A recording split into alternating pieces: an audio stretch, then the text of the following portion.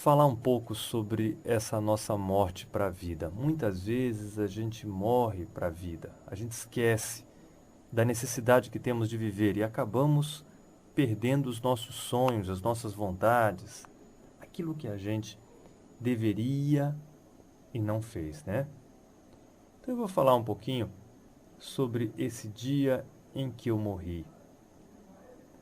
A minha primeira parcela de morte aconteceu quando acreditei que existiam vidas mais importantes e preciosas do que a minha.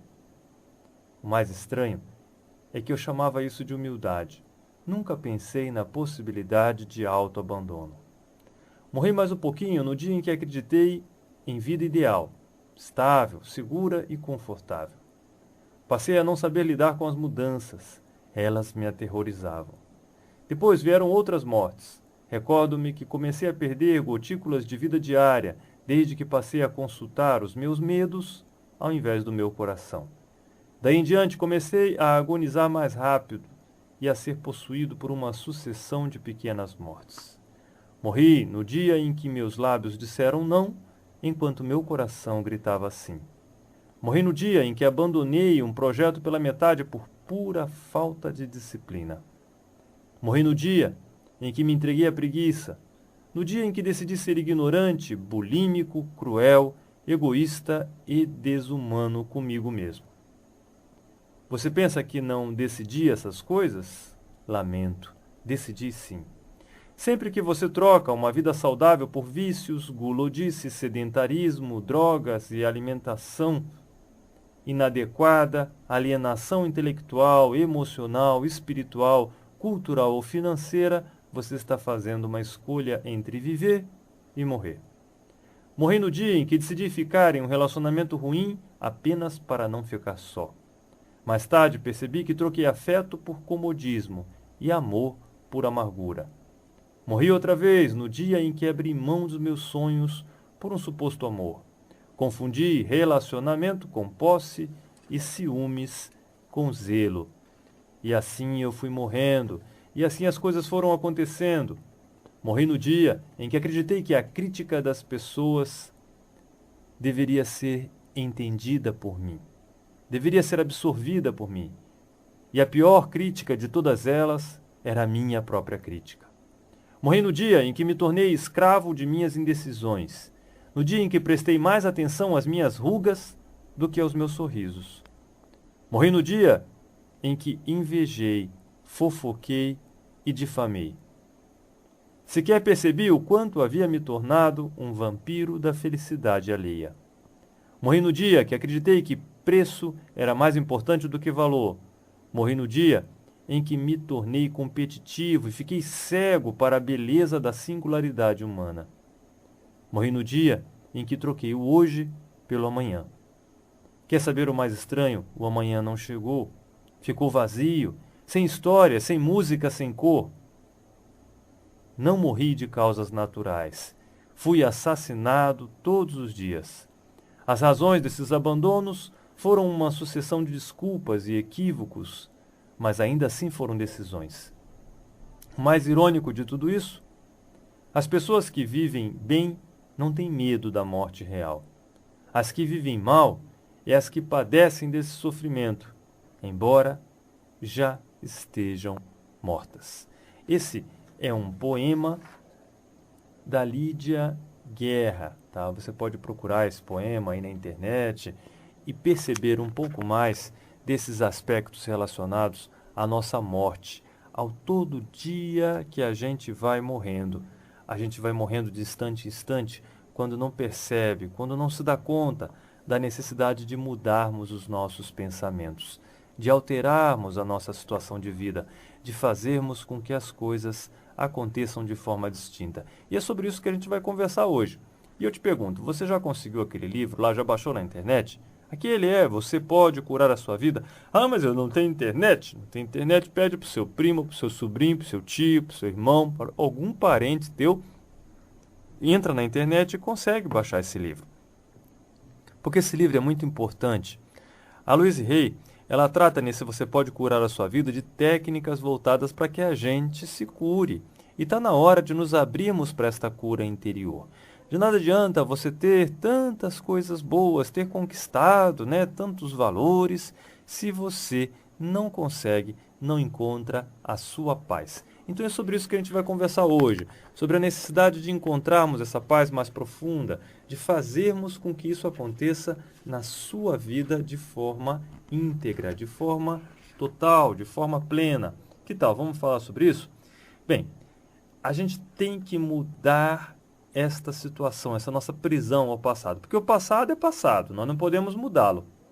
Não adianta você ficar se retorcendo de culpa, porque eu deveria, porque assim, porque assado, porque isso também não resolve mais nada nesse momento.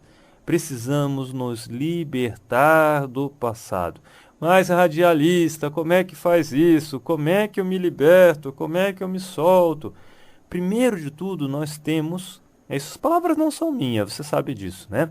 A gente está sempre aqui puxando essas informações de livros de autoajuda, informações de psiquiatras, psicólogos, das pessoas que realmente têm um entendimento maior, psicoterapeutas de toda forma, para que, de alguma maneira, possamos todos, inclusive, obviamente, a minha pessoa, encontrarmos uma solução melhor, uma qualidade maior de vida.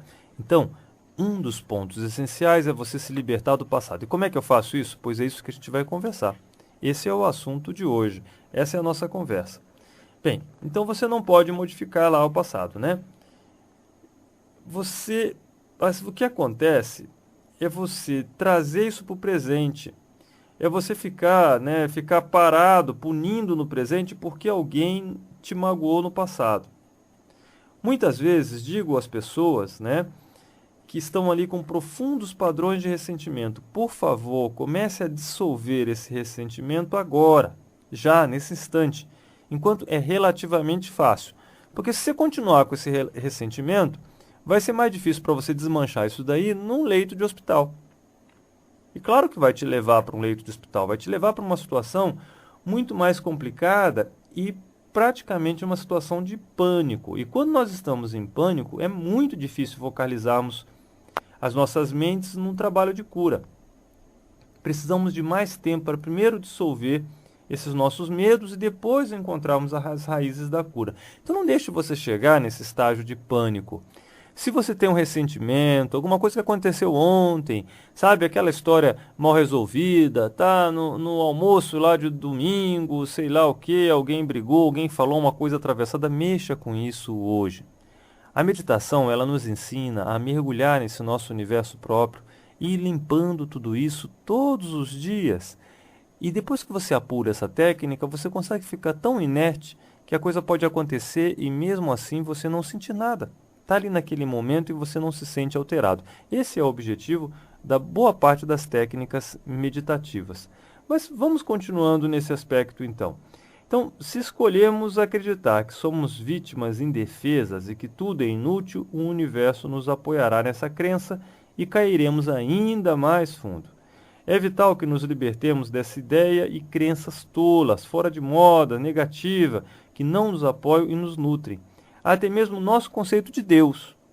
Tem gente que acha que Deus é um Deus punitivo, é um Deus que está sempre contra, é um Deus que vai castigar. Deus não castiga ninguém. Deus não pune ninguém. São as nossas atitudes que acabam criando, os nossos pensamentos que acabam criando toda essa linha. Deus está nos ajudando a todo instante. Você lembra daquela passagem bíblica onde o Mestre Jesus, ele dizia mais ou menos assim: se um filho pede para o pai pão, esse pai, não vai lhe dar uma pedra. Lembram disso? Se um filho pede para o pai peixe, esse pai não vai lhe dar uma serpente. E o Mestre Jesus disse: bem, se vós que sois malvados não fazem isso aos vossos filhos, imagine o Pai Celestial, que é pura bondade. Jamais faria isso. Então, da mesma maneira, Deus vai sempre trazer para nós aquilo que é de melhor. O problema é que nós não estamos aceitando isso. Sabe, a gente não deixa a água purificar, a gente não deixa a coisa... Está na hora de mudar, está na hora de alterar esses padrões mentais para fazer com que a energia da paz, do amor, do equilíbrio flua dentro da gente, que a vida se modifique. E a gente vê exemplos aí tão claros, pessoas que conversam com a gente, que com tão pouco conseguiram transformar a vida. Mesmo questões de enfermidades, doenças, dores. Claro, já vi muita gente aí com fibromialgia. Fibromialgia é incurável. Já vi gente se curar de fibromialgia. Por quê? Porque alterou o padrão mental. Aquele pensamento que estava provocando todas aquelas dores foi alterado, foi modificado e a pessoa conseguiu se modificar. Então, está repleto aí de situações onde a gente consegue sim fazer toda a mudança, onde a gente consegue transformar toda essa situação na nossa vida. Por isso, eu te convido a mudar a forma de pensar, né? Então, a gente tem que estar disposto também para nos libertarmos do passado a perdoar. Perdão é fundamental. Precisamos escolher nos libertar do passado e perdoar a todos, inclusive a nós mesmos. A necessidade de perdoar a todos os seres, mas principalmente perdoar a nós mesmos. Talvez não saibamos como perdoar e talvez não queiramos perdoar. E aí existe uma distinta situação, quando você não quer perdoar, quando você não sabe perdoar. Bem, o simples fato de dizermos que estamos dispostos a perdoar já dá início ao processo de cura. A gente precisa primeiro querer perdoar. Essa nossa própria cura é imperativo sobre nós nos libertarmos do passado e perdoarmos a todos. Eu perdoo por não ser como eu gostaria que você fosse. Então você perdoa a pessoa por ela ser de um jeito que não gostaria que você fosse. Essa afirmação nos liberta. Precisamos, então, ter essa vontade de perdoar para que a nossa vida tenha mais equilíbrio, mais harmonia, mais paz interior. Sempre que estamos doentes, necessitamos procurar dentro de nossos corações para descobrirmos quem precisamos perdoar. Aquele famoso livro, Curso em Milagres, diz mais ou menos assim: toda doença tem origem num estado de não perdão. E sempre que ficamos doentes, nós precisamos mergulhar aqui na nossa psique, mergulhar no nosso interior e descobrir quem é que nós ainda não perdoamos. A gente tem que olhar à nossa volta, né? E vemos quem que nós precisamos perdoar. Dá para acrescentar mais. Quem você acha mais difícil de perdoar é justamente aquela pessoa que você mais precisa se libertar. Perdoar significa soltar, desistir de ficar sentindo aquele ressentimento, de ficar remoendo, de ficar sofrendo. Não tem nada a ver com desculpar um determinado comportamento. É só deixar a coisa ir embora. Não precisamos saber como perdoar. Tudo o que necessitamos fazer é estarmos dispostos a perdoar. O universo cuidará desse como, o universo vai se encarregar de fazer com que as coisas fluam da melhor maneira e que esse como perdoar acabe por acontecer. Compreendemos bem demais nossa própria dor. Como é difícil para a maioria de nós compreendermos que elas, sejam lá quem forem, né, que mais precisam de nosso perdão, também estão sofrendo de dor. Essas outras pessoas também estão sofrendo. Precisamos entender que eles estavam fazendo o melhor que podiam, com a compreensão, a consciência, o conhecimento de que tinham naquela época. Quando alguém age errado para com outra pessoa, porque essa pessoa também sofreu situações que provocaram aquilo. Geralmente isso está fundamentado lá na infância, com certas agressões que sofreu, e daí essa pessoa vai agredir também. A gente precisa estudar mais, precisamos compreender como que toda essa trajetória funciona. E se foi assim que aconteceu, é motivo para que venhamos a perdoar. A pessoa não fez por querer. Ninguém sai agredindo uma outra pessoa porque quer. Existem elementos internos e externos que provocam tudo isso. Olhe para você mesmo. Você nunca errou na sua vida? Então, quando a gente começa a não condenar essa pessoa que nos agrediu, a gente vai perdoando aos poucos. Aí eu citaria uma outra passagem do Mestre Jesus, que você deve se recordar. Lembra daquela mulher que foi pega em adultério? Pois então, naquela passagem, as pessoas estavam ali julgando, condenando, e disseram: mestre, mas essa mulher foi pega no ato de adultério, nós temos que apedrejá-la segundo as leis de Moisés. E o mestre disse: quem não tiver pecado, pois que atire a primeira pedra. Da mesma maneira, se nós estamos julgando, condenando alguém que nos agrediu, será que nós nunca agredimos a ninguém? Ah, mas aquela pessoa gritou comigo. Você nunca gritou com ninguém? Ah, mas aquela pessoa me desprezou. Você nunca desprezou ninguém na sua vida? Tem certeza disso? Quando você começa a fazer uma análise mais profunda, o perdão vai se tornando mais fácil.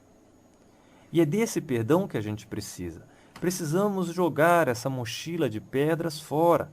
Imagina, sabe aquelas pedras de rio, aquelas pedras roladas, aquelas pedras que a gente vê? Imagina que você tem uma mochila gigante nas tuas costas, cheio daquelas pedras. Cheio de pedras de rio, assim, aquelas pedras grandes. Tá cheio na tua mochila. Pensa que você tem que caminhar com essa mochila aí e você não consegue nem aguentá-la nas coisas. Ela vai se arrastando pela estrada. E você vai se arrastando, obviamente. Quando você perdoa alguém, quando você esquece um fato do passado, quando você deseja amor a essa pessoa, você tira uma pedra daquela e joga fora. Opa, eu tô me arrastando ainda, viu? Mas tá mais fácil se arrastar agora. Uma pedrona daquela foi embora. Opa, que beleza, já foi 10 quilos embora. Já está menos 10 quilos, eu me arrasto, né, bem melhor. E a partir de agora eu vou jogando a outra pedra e jogando a outra pedra. E daqui a pouco eu já estou caminhando com essa mochila de pé. Não estou mais me arrastando, não. E mais um pouquinho eu vou estar sem nada nessa mochila, totalmente livre, em paz, em harmonia, em equilíbrio. Então, precisamos nos dar conta de que aquilo que a pessoa fez, ela não fez porque quis. Quando alguém tem um problema, não importa qual seja, saúde ruim, falta de dinheiro, relacionamento insatisfatório, criatividade sufocada, trabalho justamente com essa questão de você necessitar amar mais a você mesmo. Aprendi que quando realmente amamos, aceitamos e aprovamos a nós mesmos exatamente como somos, tudo na vida funciona. E as coisas começam a mudar quando a gente aceita, perdoa, ama a nós mesmos. É como se pequenos milagres estivessem em todos os cantos. Nossa saúde melhora, atraímos mais dinheiro, nossos relacionamentos tornam-se mais satisfatórios e começamos a nos expressar de forma mais plena e criativa. Tudo parece acontecer sem nem mesmo tentarmos. Amar e aprovar a si mesmo, criar um espaço de segurança, confiança, merecimento e aceitação resultará na criação da organização da nossa mente. Criará relacionamentos mais amorosos em uma vida e atrairá um novo emprego e um novo e melhor lugar para viver. E até permitirá que nosso peso corporal se equilibre, claro. Pessoas que amam a si mesmas e amam os seus corpos, né, não se prejudicam nem prejudicam aos outros. A autoaprovação, a autoaceitação no aqui e no agora são as principais chaves para as mudanças positivas em todas as áreas da nossa vida.